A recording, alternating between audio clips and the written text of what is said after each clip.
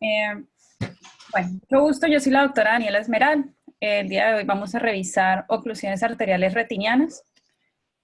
Sobre el contenido que vamos a tratar principalmente, vamos a hablar de la oclusión de arteria oftálmica, la oclusión de arteria central de la retina y la oclusión de rama arterial retiniana.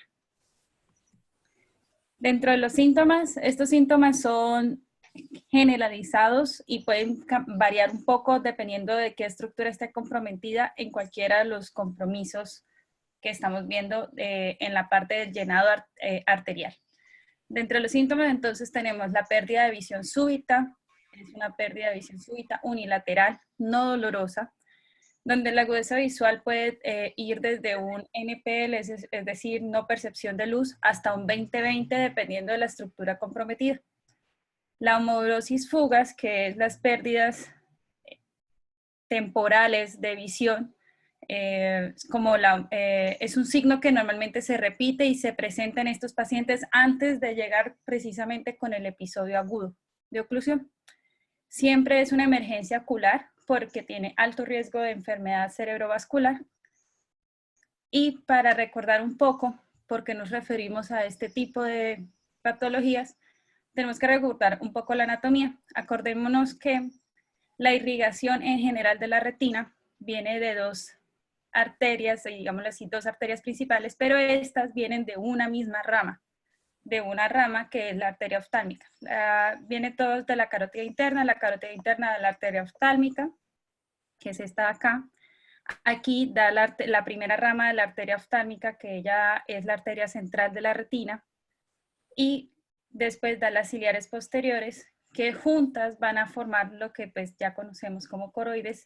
La arteria central de la retina se va a encargar de irrigar las capas internas de esta, y las ciliares posteriores por la coroides generarán precisamente la irrigación de las capas externas de la retina.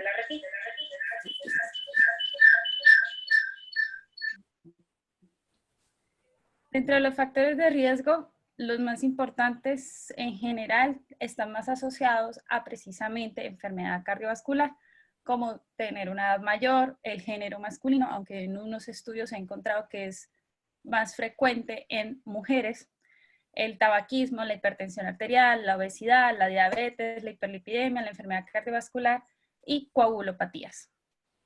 Dentro de la fisiopatología de esta enfermedad, la oclusión de las arterias retinianas, pues como ya sabemos, produce una isquemia de la retina interna en general.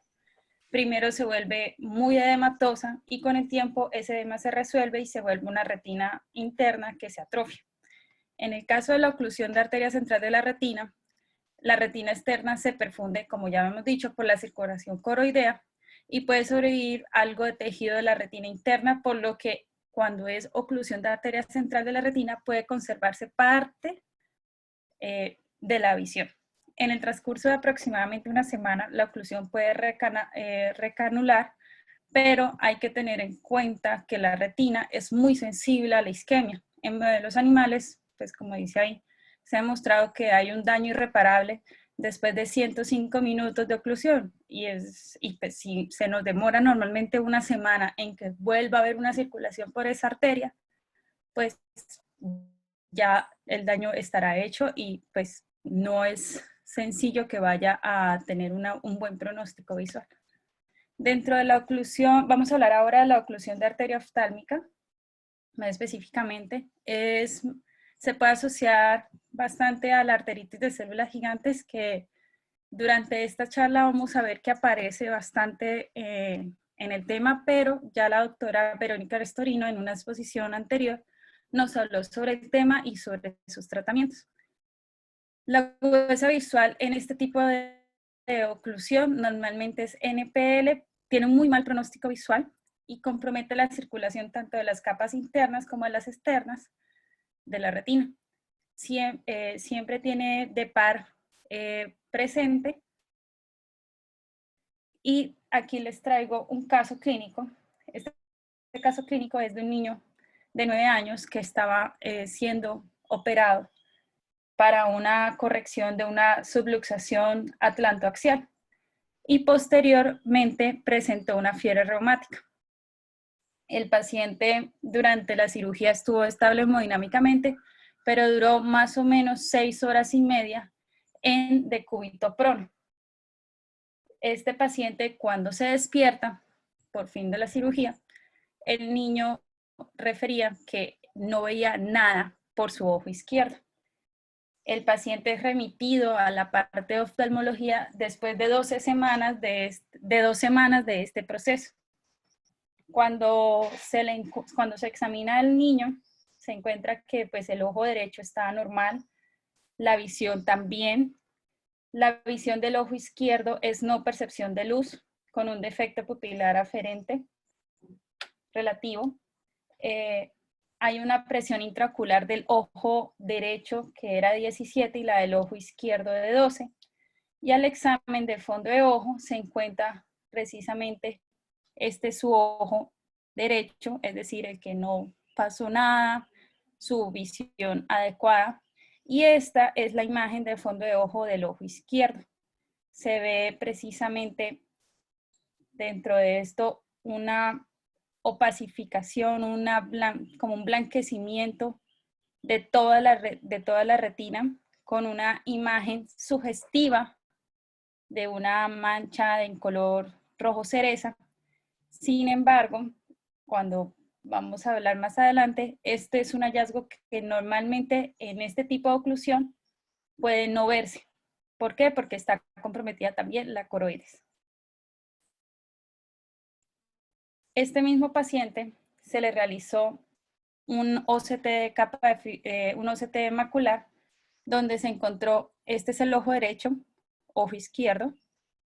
El paciente, el ojo derecho, pues dentro de toda su normalidad, pero el ojo izquierdo se ve una hiperreflectividad de las capas internas, ustedes la ven acá, cambia un poco más el color, y hay un poco de edema, pues una pérdida de la arquitectura ya como tal de la fobia, y este paciente, aunque se intentó realizar ecografía Doppler de los vasos carotídeos, no se pudo realizar por problemas financieros. Con los exámenes y los hallazgos al examen de fondo de ojo, consideraron que este paciente está cursando con un diagnóstico de una oclusión de arteria oftálmica del lado izquierdo, y el neurocirujano que lo operó pensaba que pues, la posible causa y la etiología de este paciente para esta oclusión era que había estado durante un tiempo muy prolongado con una posible compresión de esta arteria, lo cual pues se ha encontrado asociado a este tipo de patología. También el anestesiólogo menciona que por su fiebre reumatoidea es posible que hayan émbolos que se hayan derivado de una endocarditis no diagnosticada por completo. El paciente, pues, referían ahí que la recuperación, no tuvo ninguna recuperación de visión, continúa NPL de su ojo izquierdo. Ahora vamos a hablar de la oclusión de arteria central de la retina. De la agudeza visual en este tipo de patología normalmente va desde movimiento de manos hasta PL, pero depende mucho si hay o no variaciones anatómicas que ya vamos a ver adelante. La opacificación como los signos que se ven son opacificación superficial, un tono blanquecino de la retina en el polo posterior, más la mancha típica que describen, que es la mancha de color rojo cereza en el centro de la mácula, que puede ser muy sutil o puede ser muy marcada. En general también se acompaña de un depar. Las arteriolas retinianas se pueden ver estenosadas y se puede ver una segmentación del flujo sanguíneo, como interrumpido, esos vasos arteriales. En ocasiones son evidentes los émbolos arteriolales retinianos y pues tener en cuenta, aquí es la parte de la variación anatómica que les mencionaba, que si tiene una arteria cilio-retiniana, que es una variación donde de la coroides, pues digámoslo así, de parte de la coroides y de la parte de las arterias ciliares, surge una rama que va a irrigar precisamente la mácula y más específicamente la fovea.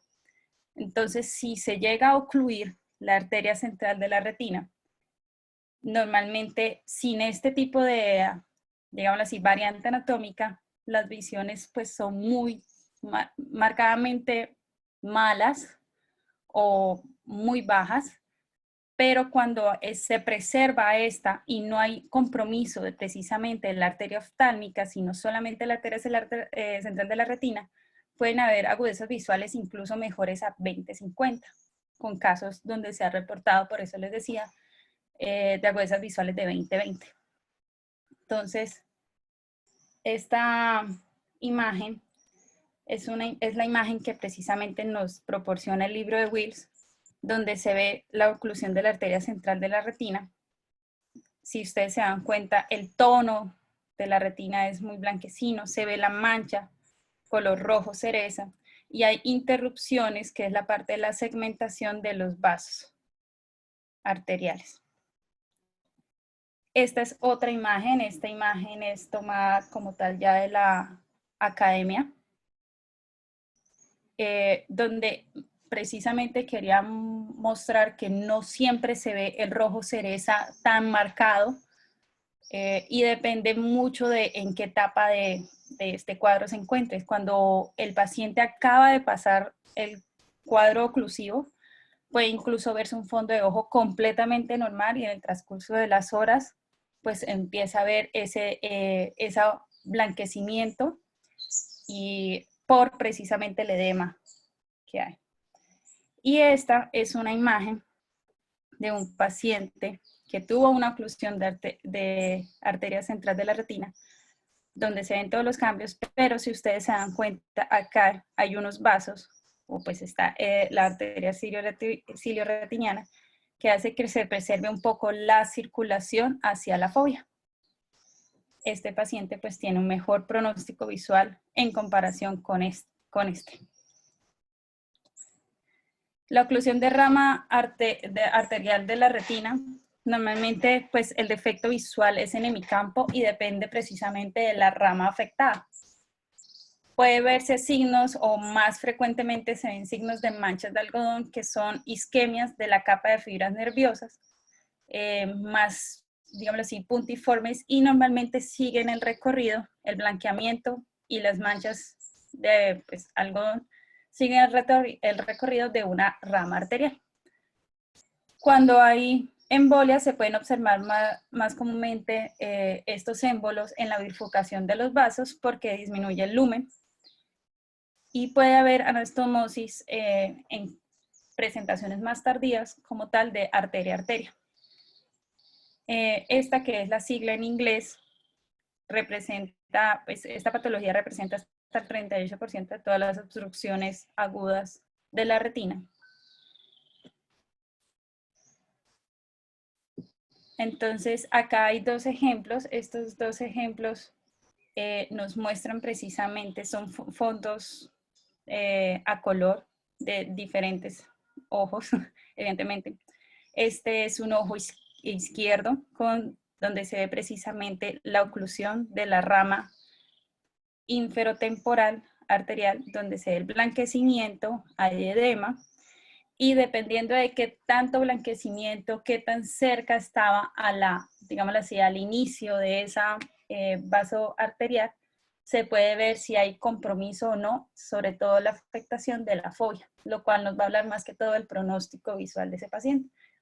Y esta es otra imagen donde se ve lo mismo, siempre sigue la distribución de un vaso arterial. Este es un tipo, más adelante les explico, pero este es algunos hallazgos que se pueden encontrar en estos pacientes si se busca con mucho detenimiento. Nunca, la verdad, jamás he visto una oclusión de arteria, pero se ha encontrado el signo o las placas de Hollenhorst, que son placas de colesterol que normalmente se van a encontrar, como ya lo hemos dicho, en la bifurcación de los vasos arteriales, como se ve acá y como se ve acá. Estos son pacientes con oclusiones de ramas arteriales de la retina con placas. Dentro de la etiología, entonces, como ya dijimos, hay unos émbolos. Estos émbolos pueden ser de tres tipos principalmente: de colesterol, de calcio o de fibrinoplaquetas. Los émbolos de colesterol, ya los habíamos mencionado, son la placa de Hollenhorst, son típicamente más refringentes y naranjas. y se ven más que todo en la bifurcación de vasos retinianos. Normalmente estos proceden de unos ateromas ulcerados de las carótidas. Los émbolos de calcio son más blancos y causan con frecuencia pues, infartos retinianos mucho más distales porque suelen ser más pequeños. Habitualmente estos proceden o hay que sospecharlos cuando hay cuadros infecciosos o de compromiso de las válvulas cardíacas. Y los émbolos de plaquetas y fibrinas son un blanco más apagado y típicamente proceden también de ateromas de las arterias carótidas. Otras causas también está la trombosis, la arteritis de células gigantes, que puede producir normalmente oclusión de arteria central de la retina o una oclusión de arteria oftálmica. Otras enfermedades como el colágeno, como está el lupus, la poliomielitis nodosa, ahí quedó nudosa. Estados de hipercoagulabilidad, sobre todo en pacientes jóvenes, hay que sospecharlos, ya sean por mielomas múltiples, policitemia, factor 5 de Leiden, carencia de proteína C y S, dentro de todas las que precisamente se enumeraron acá. Unas causas raras, pero que pueden llegar a pasar, dentro de estas está la migraña. Acordémonos que la oclusión no solamente puede ser por émbolos, sino también hay obstrucción por vasoespasmos. Y el mecanismo pues, fisiopatológico de la migraña en general se ha encontrado que hay una vasoconstricción de estos vasos arteriales en, digámoslo así, en el sistema nervioso.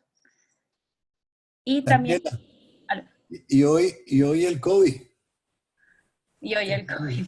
produce unas coagulopatías que se ha visto que es lo que mata realmente cuando tapona completamente el pulmón los coágulos y por eso dan anticoagulantes agresivísimos y Sí. puede producir émbolos o trombosis. No sé si haya escrito en estos pacientes. Doctor, pues yo busqué a ver si había algún caso. No encontré como tal de oclusiones que hayan sido solamente dadas por COVID. Sí, en pacientes, pues los casos que se reportan en general son pacientes con mucho riesgo cardiovascular. Otras causas también pueden ser traumatismos y también acordarse que existen las presentaciones combinadas de oclusión de arteria central de la retina con oclusión de la vena central de la retina. ¿Esto por qué se produce? Porque hay primero se produce como tal la oclusión de la vena central y por aumento, digámoslo así, y obstrucción para la entrada de sangre, se produce como tal la oclusión de la arteria central de la retina. Dentro del estudio de esta patología, muy importante, como ya les dije, esto es una urgencia, tienen un alto riesgo de estar presentando enfermedad cardiovascular. De manera inmediata, pues solicitar en pacientes que tengan más de 55 años, BCG, PCR, plaquetas, sobre todo para descartar una arteritis de células gigantes, que ya pues la doctora Verónica nos habló del tratamiento, pues acordarse que el pilar más fundamental de estos es los esteroides. Tomar la presión arterial de estos pacientes, otros análisis que se deben hacer precisamente para evaluar ese, digámoslo así, ese riesgo metabólico. Está la glicemia, la hemoglobina glicosilada, un hemograma y tiempos de coagulación. En pacientes menores de 50 años que tengan factores de riesgo, acordarnos que en estos casos normalmente la causa no es tanto de ateromatosis, sino como tal una enfermedad que pueda ser una condición de hipercoagulabilidad o enfermedades autoinmunes que nos puedan estar dando precisamente estas obstrucciones. Por lo cual se piden todos estos exámenes que se pueden presentar acá. También se debe realizar una valoración de la carótida por ecografía Doppler duplex. Esto es más importante, sobre todo en los pacientes mayores de 50 años o pacientes con factores de riesgo cardiovascular, porque acordémonos que una de las causas es precisamente esos ateromas que empiecen a botar émbolos hacia precisamente la arteria oftálmica central o de rama. La valoración cardíaca se debe realizar con un electrocardiograma, un electrocardiograma, un ecocardiograma y posiblemente un Holter. La idea es evidenciar si hay alteraciones que nos puedan proponer como un poco más en riesgo precisamente la presentación de placas en las válvulas cardíacas, o si hay, acordémonos los casos de los pacientes con FA, que tienen un mayor riesgo de producir por su patología trombos intracardíacos, y estos pueden precisamente pues subir, como diríamos, y producir las oclusiones. Considerar, pues dentro de la parte de nosotros como oftalmología como tal, tomar una angiografía fluorescénica, un OCT de capa de fibras nerviosas y un electroretinograma, donde pues aquí por lo menos en la tomografía de coherencia óptica, esta no es, sino la que yo les había mostrado del caso del niño. Nuevamente, en el momento agudo refleja una hiperreflectividad de la capa interna en las etapas agudas, y también nos puede mostrar un poco de edema que está relacionado precisamente con el pronóstico visual de estos pacientes. Después de un mes, estos pacientes se les puede volver a tomar otro OCT y ya se van a ver cómo las capas internas de la retina se ven más atrofiadas. La angiografía fluorescénica, como en este caso, muestra más que todo es un retraso en el llenado de las arterias retinianas y en el tránsito arteriovenoso, pues precisamente del medio de contraste. Entonces, como se ve acá, hay una oclusión de arteria central de la retina. Esta es una imagen también tomada de la sociedad de la academia, qué pena, donde a los 90 segundos de precisamente iniciar este proceso se ve que hay un retraso en el llenado de los vasos y nos puede hacer sospechar que precisamente se está produciendo una oclusión de arteria central de la retina. Acordarnos también que si también hay una falta o un retraso en el llenado coroideo, pues esto nos puede hacer sospechar que no solamente está un compromiso de la arteria central de la retina, sino de la coroides, y por tanto la oclusión puede ser de la arteria oftálmica. Dentro del electroretinograma, normalmente lo que muestra es una disminución característica de la onda B, aunque en muchos casos se ha encontrado que el electroretinograma puede estar completamente normal, sobre todo cuando el flujo se recanaliza o vuelve muy rápidamente a pues, la estructura afectada. ¿Por qué les hablaba que es una urgencia, una emergencia como tal, la oclusión de cualquiera de este tipo de patologías, sobre todo de la arteria central de la retina y de la arteria oftálmica? Se ha encontrado, este es un estudio transversal a nivel nacional, Estados Unidos, donde se buscaba mirar cuánto era la incidencia y los predictores de eventos isquémicos con pacientes que fueron hospitalizados por oclusiones de arteria central de la retina. De todos los pacientes que se consiguieron, que fueron 17.117, el 12.2%, aquí como se ve, presentaron un stroke o un ACV isquémico. Tenían una IT, que es un accidente isquémico transitorio, el 2.5, infartos el 3.7, y cuando se evaluaba, digámoslo así, la combinación o el riesgo como tal y la morbilidad de enfermedad cardiovascular en estos pacientes de manera aguda, se encontró que el 19%, que incluía el riesgo de ACV, de accidente isquémico transitorio, infarto del miocardio o muerte, llegaba a ser hasta el 19% en todos estos pacientes. Por lo cual, pues, hace precisamente ver cuál es la urgencia realmente de esta patología. Sé que nosotros nos enfocamos mucho hacia nosotros qué podemos hacer por recuperar la visión de estos ojos, pero la visión o recuperar la visión de estos pacientes queda en un segundo plano hasta que no precisamente se está se establezca cuál es la causa por precisamente poner en riesgo de vida al paciente. El tratamiento de estos pacientes, pues en general, si la causa es una arteritis de células gigantes, ya habíamos hablado de esto. Perdón, doctora en general. Sí, doctor. Qué pena. No es que realmente quede en un segundo plano, porque, pues, por supuesto, como usted mismo lo ha explicado, pues es también una emergencia oftalmológica, sino que adicionalmente hay que pensar en lo otro. Pero hay que, por supuesto, tratar de hacerle lo que se le puede hacer al ojo, porque tampoco hay tiempo, ¿no? Sí. El protocolo institucional es de estos pacientes, apenas son vistos en el servicio de urgencias de oftalmología, se envían para urgencias de medicina interna, pues porque como muy bien lo ha dicho Daniela a lo largo de la charla, pues la posibilidad de mortalidad cardiocerebrovascular es elevada en estos pacientes. Entonces nosotros siempre a estos pacientes con oclusiones arteriales los mandamos por urgencias, a diferencia de las oclusiones venosas, que sí se puede manejar de manera ambulatoria, prioritaria, con medicina interna. Okay.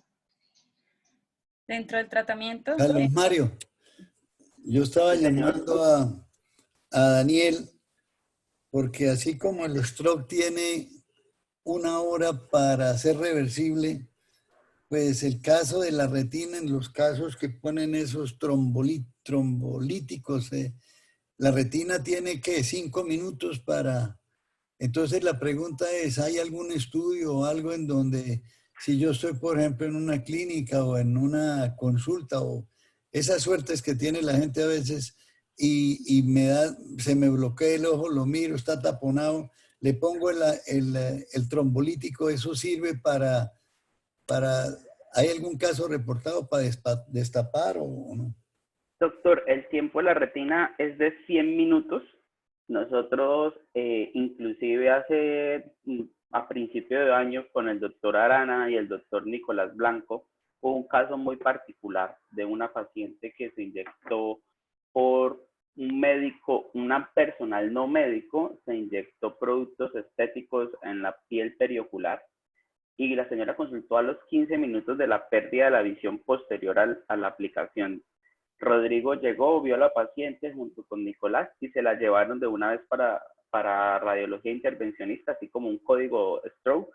Y esta señora tuvo una oclusión de la arteria oftálmica y el material que le inyectaron era un material que no permitía ninguna lisis.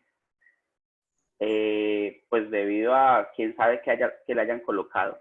Teniendo en cuenta las causas comunes de fenómenos tromboembólicos, como es una patología que no se diagnostica en el tiempo prudente, porque por lo general los pacientes llegan más tarde, pues entre más tarde llegue la oclusión, menos efectividad del tratamiento. Pero hay casos, eso hablando de radiología intervencionista, pero hablando dentro del punto de vista del mismo ojo, a nivel intraocular se ha tratado de hacer vitrectomía con canalización de la arteria central de la retina y aplicación del RTPA. Pero vuelvo y digo, son pacientes que llegan en el tiempo prudente. Ya cuando llegan después de 24 horas, ya son maniobras bastante agresivas que no van a obtener ningún tipo de resultado. Muchas gracias. Bueno, dentro del tratamiento hay que recordar, pues, precisamente la arteritis de células gigantes. Si se ve el émbolo, pues acá lo que referían es que inmediatamente remitir con una internista o un neurólogo, sobre todo a una institución que cuente con el manejo de un ACV en curso. Y hay tratamientos que no tienen evidencia clínica por falta de ensayos clínicos con suficiente evidencia, que anecdóticamente han mejorado esa obstrucción entre los 90 a 120 minutos después del proceso obstructivo. ¿Cuáles son este tipo de tratamientos? Entonces está el masaje ocular inmediato con un lente de contacto, normalmente un lente de 3 espejos, donde se hace una oclusión durante 10 segundos para obtener la pulsación de la retina o un cese del flujo, y luego se libera durante 5 segundos esperando que esa, digámoslo así, esa nueva apertura haga que el émbolo se vaya más distal y por tanto no afecte tanto la retina, más que todo central. Lo mismo haría la paracentesis. Lo que se busca o con los medicamentos es que al disminuir la presión intraocular, ese émbolo ese émbolo que está en una rama se pueda desplazar más distalmente y por tanto no comprometa tanto la retina central. Estos son tipos de procedimientos que no se han comprobado que realmente sean útiles, pero hay un metaanálisis que es el siguiente que vamos a ver. Este metaanálisis lo que quería evaluar era si había alguna diferencia o una gran mejoría entre dejarlos quietos, observarlos, hacerles toda la parte del examen ya como tal de riesgo de ACV, ponerle uno de estos tratamientos precisamente conservadores que son los que mencioné anteriormente, o ponerles hacerles precisamente un tratamiento de fibrinolisis intravenosa. Entonces, dentro de estos, este fue un metaanálisis. Este metaanálisis incluyó 7 estudios de pacientes que se observaron para esta parte de la patología. 8 estudios que fueron tratados con tratamientos conservadores, como lo habíamos dicho, y 147 pacientes tomados de diferentes casos donde se les realizó fibrinolisis sistémica.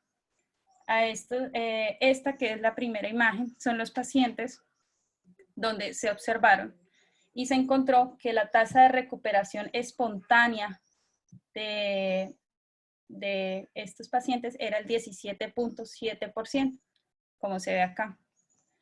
Cuando se evaluó precisamente esa tasa de recuperación en los pacientes con fibrinolisis sistémica, se encontró que era un 31.8% la tasa, pero cuando se encontró los tratamientos conservadores, es decir, los mencionados, se encontró que la tasa de recuperación era de 7.4, al contrario, empeoraba con respecto precisamente al grupo de observación. Entonces, de este metaanálisis, pues se ha encontrado y se ha recomendado el uso de fibrinolisis sistémica y al contrario se ha desestimado o se ha evitado precisamente el uso de las otras medidas, que era hacer presión intraocular o las paracentesis de cámara anterior. Dentro del seguimiento de estos pacientes y complicaciones, hay que derivar, pues lo que ya hemos dicho, a un internista para un estudio completo. Dentro de la parte oftalmológica, hay que repetir la exploración entre 1 a 4 semanas, comprobando sobre todo los procesos de neovascularización de las diferentes estructuras, que se pueden llegar a desarrollar hasta en el 20% de los pacientes. Y normalmente este proceso neovascular se presenta 4 semanas después del inicio del cuadro clínico. Acordarnos que como si se llegan a desarrollar neovascularizaciones, estas son parte de los tratamientos que podemos nosotros realizar, y es hacer fotocoagulación panretiniana o administrar anti-VEGF para precisamente evitar por lo menos los glaucomas neovasculares. Ya, eso era lo que les quería comentar el día de hoy.